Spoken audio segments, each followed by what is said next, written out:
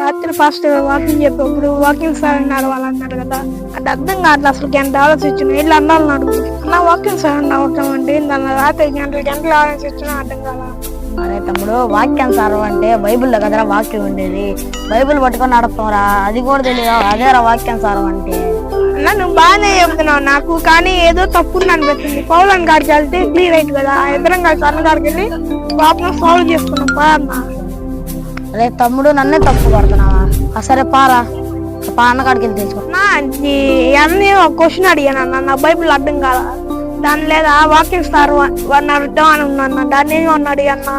బైబిల్లో వాక్యం ఉంది కదా, బైబిల్ పట్టుకుని రోడ్డు పైన నడితే వాక్యం సార్ అన్నాడు. నన్ను అది తప్పే కదా, నువ్వు చెప్పన్నా. వాక్యం సార్ నడవడం అంటే బైబిల్ పట్టుకుని రోడ్డు మీద నడిచేయడం. ఇంకా నయం పర్లో వాళ్ళంటే రాకేష్ వెళ్ళిపోవాలని చెప్పలేదు తమ్ముడు. వాక్యం సార్ నడవడం అంటే దేవుడు బైబిల్లో వివరంగా రాశాడు మనిషి ఎలా జీవించాలని. ఓకే, బైబిల్లో దేవుడు చెప్పిన వాక్యాన్ని అర్థం చేసుకొని మనం ఎప్పుడైతే ఆ మాటల ప్రకారం నడుస్తామో, జీవితంలో జీవిస్తామో, మాటలు అనుసరించి అదే వాక్యం సార్ నడవడం అంటే. ఓకేనా?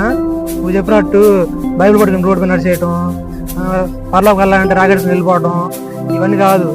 వాక్యం సార్ అంటే బైబిల్ని అర్థం చేసుకోవాలి. అర్థం చేసుకుని ఆ మాటలను అర్థం చేసుకుని దాన్ని బట్టి నడవాలి.